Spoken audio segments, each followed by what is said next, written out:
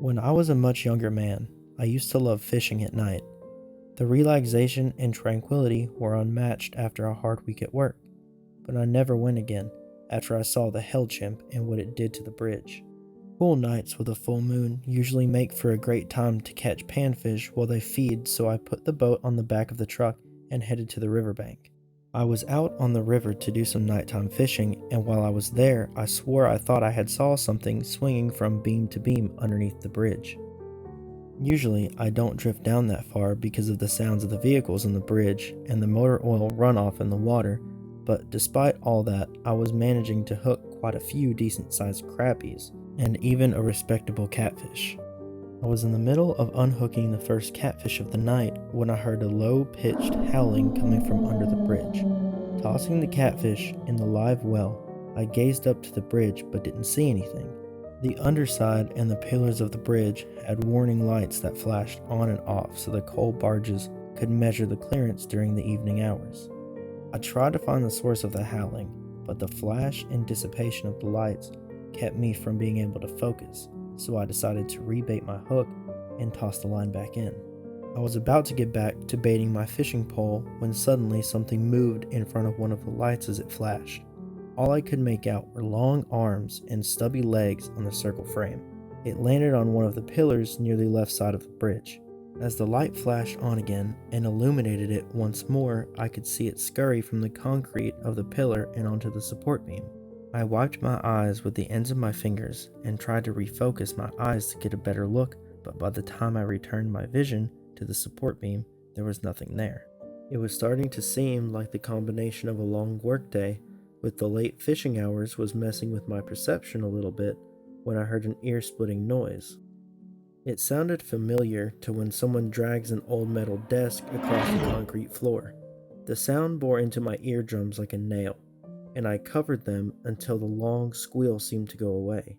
My ears were ringing as I saw the huge piece of debris fly from behind the support pillar and fall into the river with a thunderous splash.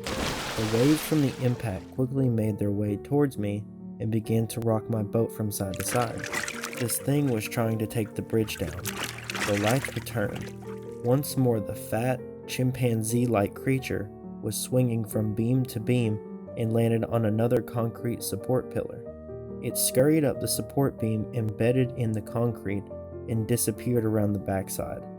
The wailing metallic sound erupted again, followed by another huge chunk of material splashing into the river. Waves around the boat intensified. There was a ringing in both of my ears as the creature emerged from the darkness again, swinging from the beam and leaping at the next to the last support pillar. The light cut off once more, but I could hear the thing scrambling up to the concrete in the darkness. Flecks of concrete fell into the water below as they were digging into it. Two more low-pitched howls sounded out of the shadows. "Hey!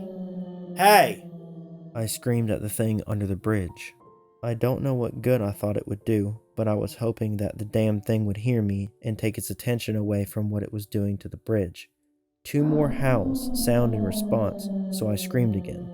Another deafening squeal of shredding metal erupted. The light flashed back on just in time for me to see the pickup truck-sized chunk of twisted support beam sailing through the air in the direction of me and my boat. The projectile landed 5 feet from me in the water, and the wave it caused nearly capsized the boat. My duffel bag, tackle box, and cooler all slid off the side and into the water.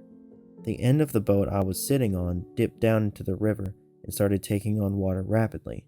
I scrambled to the other side of the boat to try counterbalancing it, and it settled enough to keep from taking on any more water.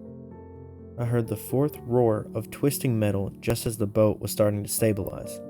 The debris splashed down into the river below the bridge this time. The hell chimp seemed to have forgotten about me. The lights flashed back on, and there was no terrifying creature to be seen. They flashed back off, back on again, and still nothing.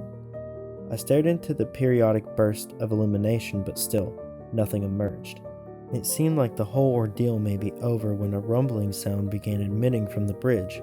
Chunks of metal and concrete began to tumble from the underside into the flowing water below. I looked in horror as the headlights of cars dipped downwards and plummeted to meet the water and piling debris. Most of them fell directly into the water, but a few landed on crumbled pads of fallen roadway with a sickening crunch. 2 of the pillars toppled into the pile of rubble in the water. The impact of the pillars crushed one of the vehicles and engaged the car horn in a permanent wail that filled up the darkness. Floating in the water around my feet, I found my flashlight. I knew the odds were poor, but I fired up the boat engine and headed towards the collapsed bridge to see if anyone in the water was still alive. As I drew near, I aimed my flashlight at the half-submerged cars and pile of debris. "Is anyone alive?" I shouted. No response. I pushed the boat a little bit further towards the wreckage and called out again. "Anyone? Is anyone alive?" Silence. All I could hear was the lapping of water against the debris and the occasional splash from the falling chunks of concrete. I could see the headlights below the water blinking and fading away into the inky darkness of the river. Turning back to the motor, I started turning the boat around when suddenly I heard the shuffling and shifting of stones. "Hello!" I yelled again. "Can you hear me?" A low-pitched howling filled the night air. The howl began to change into what sounded like a guttural laughing. I spun back around and aimed my flashlight at the night. Just for a moment, the beam caught the beast. The thing was covered in matted black hair. I could see no eyes, but a gaping maw filled with row after row of teeth sat directly in the thing's perfectly round chest. Both arms were wiry and long, tipped with ashen white talons. It sat perched upon its knuckles and stubby legs atop of a slab of concrete. It bellowed at me as it sprang into the air and dove into the water in front of my boat. I scrambled around the boat, trying to find the 9mm handgun that I usually kept in my duffel bag, but it appeared it had slipped into the water with the rest of my gear. My head darted from side to side, looking at the rippled water for any sign of the hellish beast. There was no motion that I could detect. After a moment of frantic searching, I leaned back to use the motor to guide the boat back to shore when there was a scraping at the bottom of the boat. 8 ash-colored talons tore through the thin hull of my vessel and water spouted from the puncture marks. I grabbed my life vest and stood up in the boat as it began to drift. As the boat disappeared beneath the chilly water, I kicked and panicked frantically towards the shore. My mind raced with the fact that the monstrosity was in the water somewhere below my feet, which only made me kick hard. After a few minutes of swimming, I dragged myself onto the muddy bank and panted. I could already hear the distant wails of emergency vehicle sirens.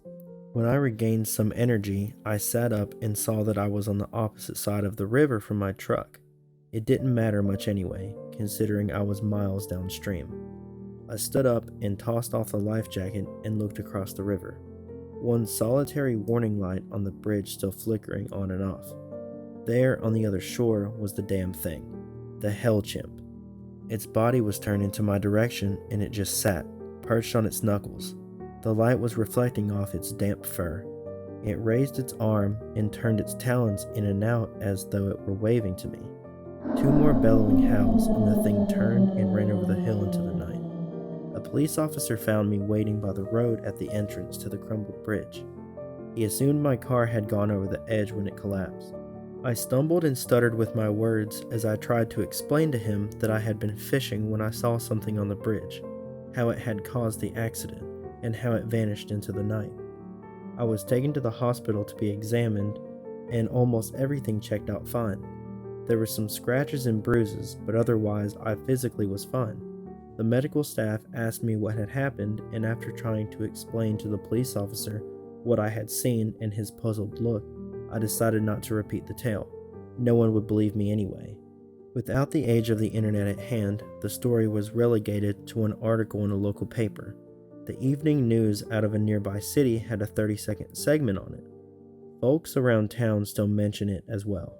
Thanks to the police officer that found me on the side of the road, sharing my incoherent tale, the folks around town included me in the story too. I'm just a crazy old man in town who drinks too much and tells wild tales. You only have to tell an unlikely story once to get a reputation. Why am I putting this out here again for everyone to ridicule and mock me for? I saw an article online yesterday about a bridge collapsed upriver from the one I witnessed. The beams were tore up in the way that didn't make sense to investigators. Some of the bodies from the cars that went into the water were never recovered. A few looked like they had been chewed up by a damn bear. At my age, I'll be dead in a decade anyway. With my drinking, you could probably cut that estimate in half. I may as well make it known. The whole damn town thinks I'm crazy anyway. May as well toss some gas on the fire. Anyway, I don't go night fishing anymore. I don't go fishing at all. I try not to drive over bridges either, especially when I'm sober enough to drive. That hell chimp is still out there somewhere. Maybe more than one for all I know. It's probably just waiting for some poor guy doing a little night fishing to watch it to do its evil work. It won't be me though. I'm just going to stay home and have another drink. You probably should too.